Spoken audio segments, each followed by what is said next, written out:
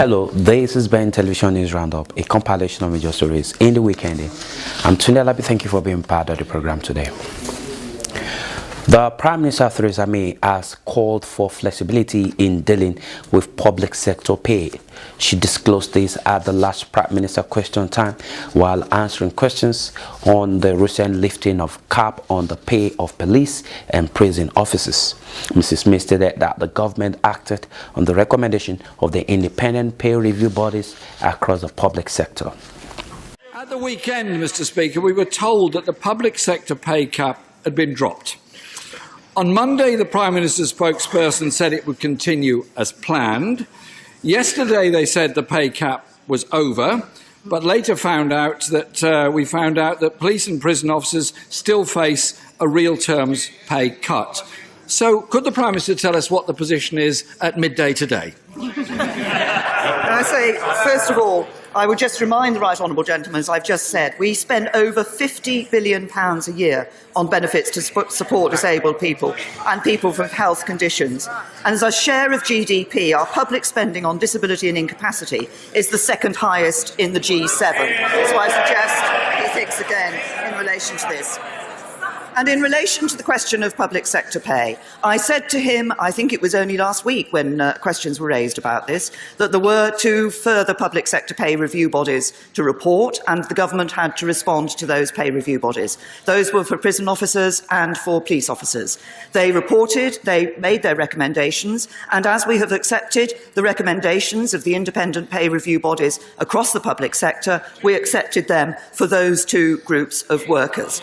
But we also recognise, as I've said to him before, that we need to ensure that we balance out protecting jobs in the public sector, being fair to public sector workers, and being fair to taxpayers who pay for it, many of whom are public sector workers.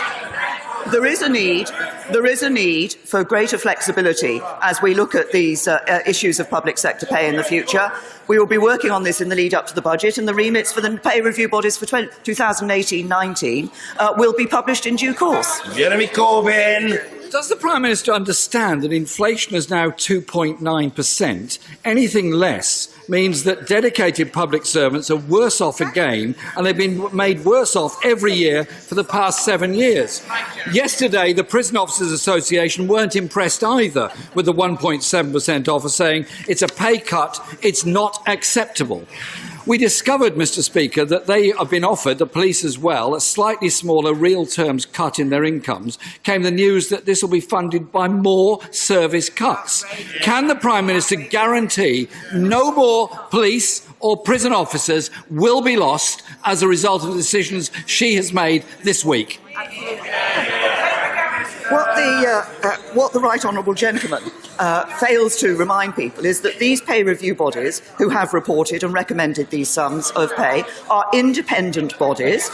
They make a recommendation to the government, and the government has taken those recommendations. But he's also failed to mention one or two other things. He's failed to mention the automatic pay increases over and above the 1% that many public sector workers get. Indeed, a calculation suggests that a new police officer in 2010, thanks to progression pay and annual basic salary increases and the increase in the personal allowance that is a tax cut for people, have actually seen an increase in their pay of over £9,000 since 2010, a real terms increase of 32%. Jeremy Corbyn. Thank you, Mr. Speaker. There are 20,000 fewer police officers and 7,000 fewer prison officers. 43% of police stations have closed in the last 2 years alone. Police budgets cut by £300 million. But the Chancellor is absolutely on the money on this one, literally. Because last week at the 1922 committee meeting, he told Conservative MPs...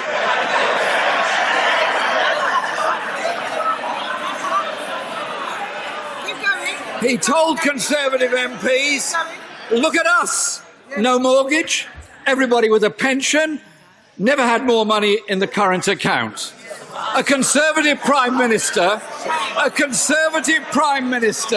once told Britain, you've never had it so good. Now Tory MPs tell each other, we've never had it so good. Can the Prime Minister tell us what's happened in the last 7 years to the average person's bank account? That's right. What's happening? Can I say to the right honourable gentleman, and I'm very interested, he's talking about ordinary people, he's talking about what the situation that they face. This is his fourth question. He has not yet mentioned the employment figures today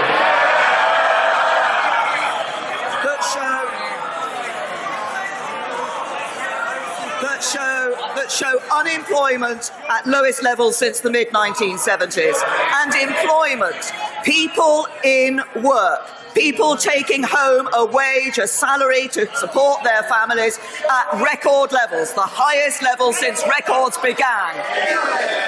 Jeremy Corbyn! The only problem is more people in work are in poverty than ever before, more are in insecure work, more relying on tax credits and housing benefit to make ends meet.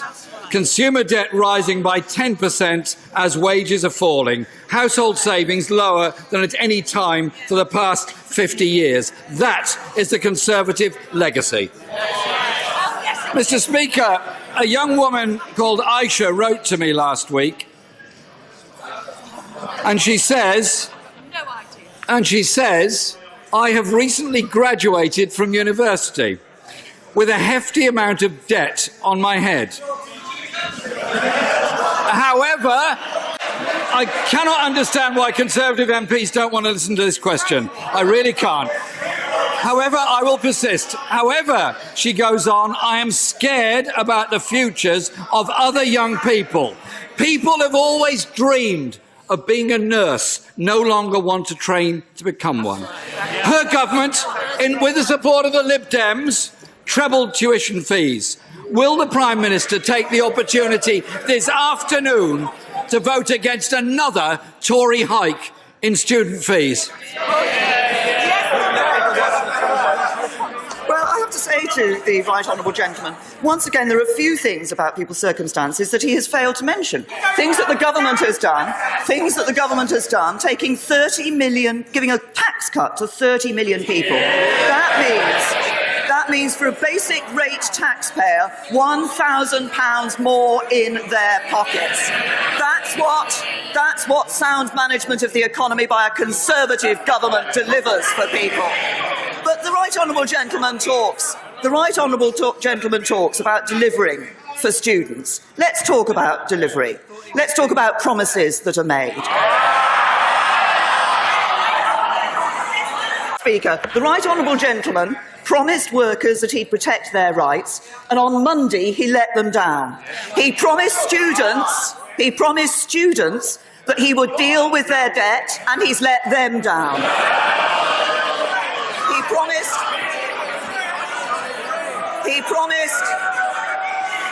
He promised the British people that he would support Trident, and he's let them down. And he promised voters he'd deliver on Brexit, and he's let them down. What people know is that it's only the Conservatives that deliver a better Britain. Jeremy Corbyn! Mr. Speaker, the Institute of Fiscal Studies reports that English graduates have the highest student debts anywhere in the world. Poorest students now graduating with an average debt of £57,000. Who is responsible but her party and the Liberal Democrats of that situation? Mr. Speaker, we're in the middle of an economic slowdown. The OBR says there is a growing risk of recession under her watch. Growth is slowing, productivity worsening, wages falling, jobs becoming more insecure, personal debt increasing, saving levels falling, and homelessness rising all over the country. And it's forecast that by the end of this Parliament, 5 million children in this country, the fifth richest country in the world, will be living in poverty. Isn't it true that not only is our economy at breaking point, but for many people, it's already broken as they face up to the poverty imposed by this government? Can I just say to the right honourable gentleman, yet again, he has failed to mention on student fees. Who was it who introduced tuition fees? It wasn't the Conservative Party, it was the Labour Party that introduced tuition fees. But let's look at what has happened. Let's look at what has happened in our economy. What do we see? Record levels of direct investment in the British economy. Firms investing in this country because they believe in the future of this country. What we also see from the employment figures today, more people in work than ever before. We see more women in work. We see more 16 to 24-year-olds in work or in full-time education than we've seen before. That's what you get with a strong economy. And what do we know? And what do the people know? That the Labour Party, with its high debt, its high taxes, its fewer jobs, Labour Party would only destroy our economy as they did last time. We had to sort it out. The only people who pay the price for the Labour Party are ordinary working families. US President Donald Trump has challenged the lawmakers to shun partisan politics and come together to support government policies that will create more jobs and opportunities for struggling Americans. He noted that he will particularly carry out tax reform that is competitive and fair to businesses. Inspired by the example of our own citizens, we should be able to come together to make government work for the people. That's why I was elected, that's why I ran, and to provide jobs and opportunity to millions of struggling families. This includes tax reform that is pro-jobs, pro-growth, pro-family, and pro-Americans. Very simple. It's all pro-American. We have 4 principles for tax reform. Make the tax code simple and fair. Cut taxes substantially. It'll be the largest tax decrease in the history of our country for the middle class. Encourage companies to hire and grow in America, and by doing that, we're going to have to reduce the taxes for companies. Right now, we're at 35%, and really much higher when you add state taxes in. And China is at 15%. Then we wonder, why are we not competing well against China? So they're at 15%, and we're at 35 plus.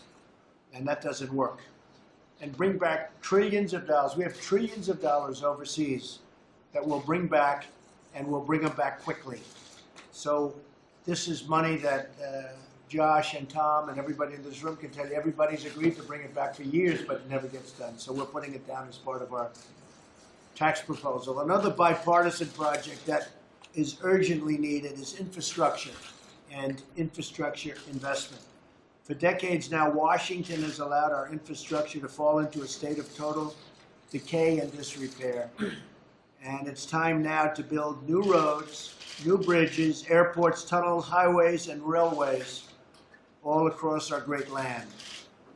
When we set aside our differences, and it's amazing sometimes how little our differences are, we put our country and we put the citizens of our country first.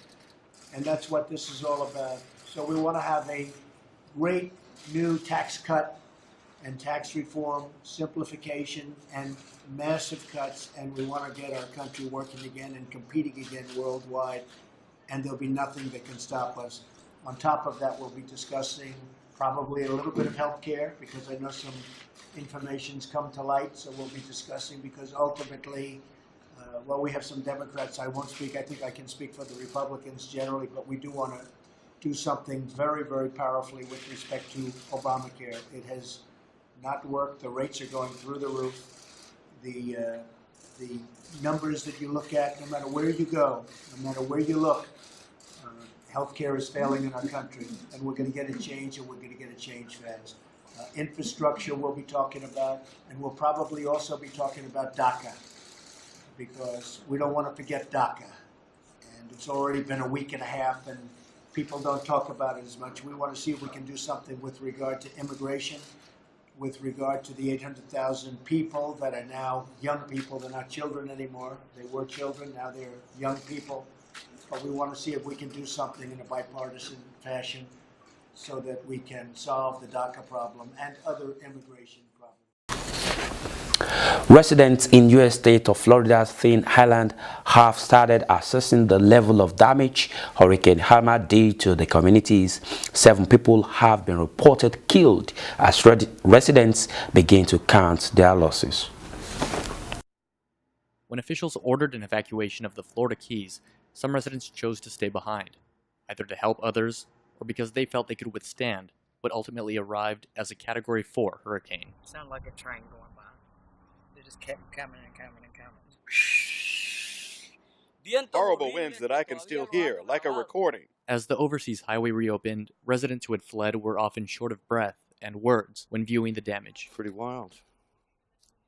Never thought it would be this bad, but it's, God. It's bad. Returning home for the first time after a natural disaster is an overwhelming endeavor for any local. Not only is there material loss, but also a sense of longing and recognition that their community of neighbors, friends, and family has forever changed. This is our second homes.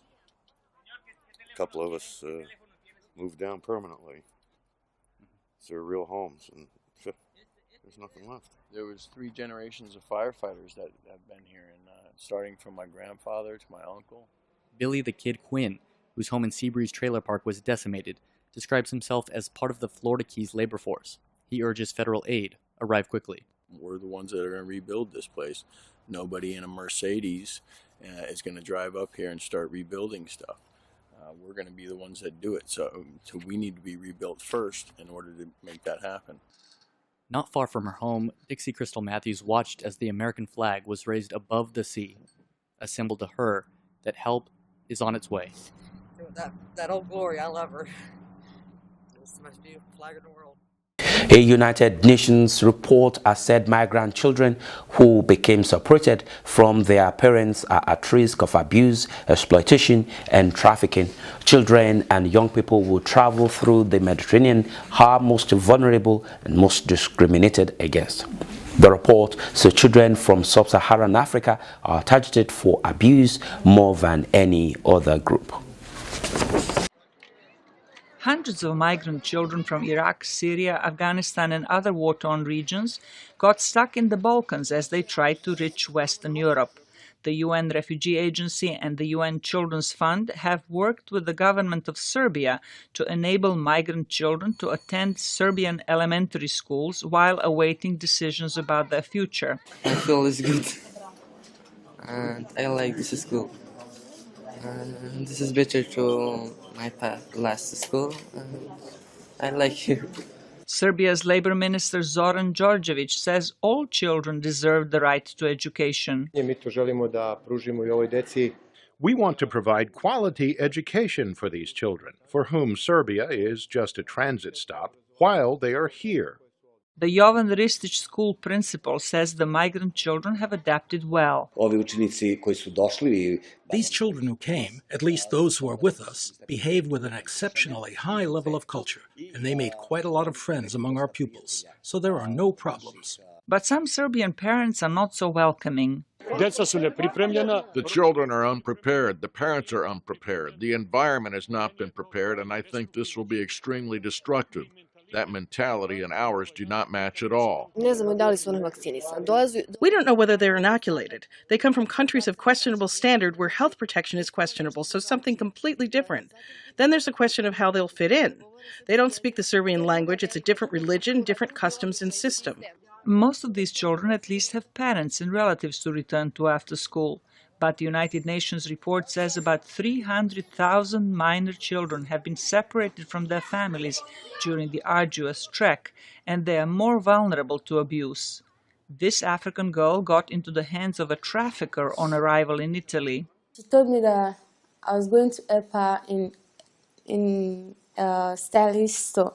So when I got here, she took me to a street that I should put on my pants and bra to start walking on the road.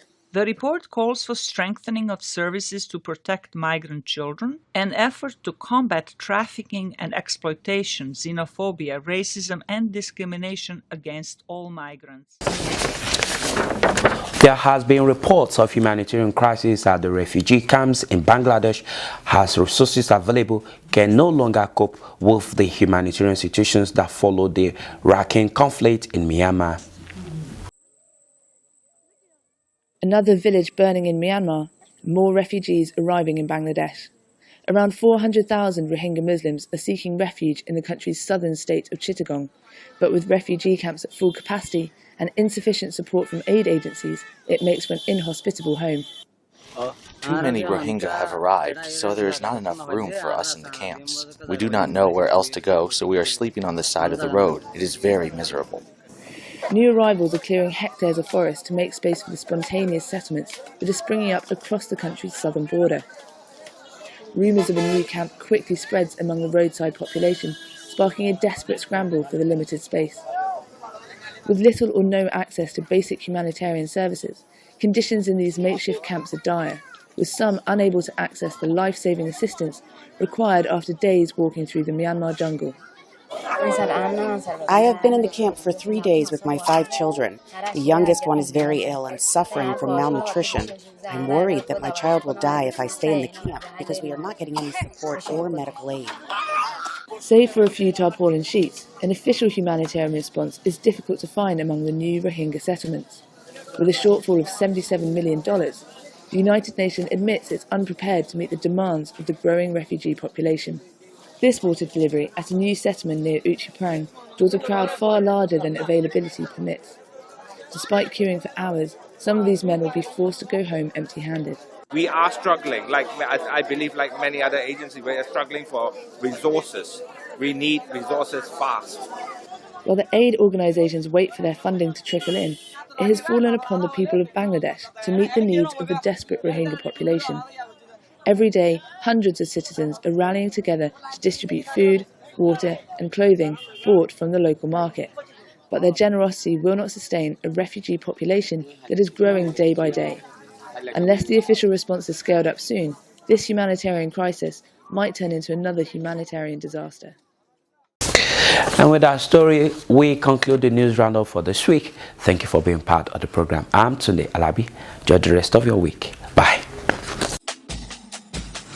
As part of our continued efforts to reach the African and other ethnic communities in the United Kingdom with greater impacts and create the platform to hear your silent and unheard views in this hugely green community in the United Kingdom, our channel, Ben TV, presents to you another live current affairs television program.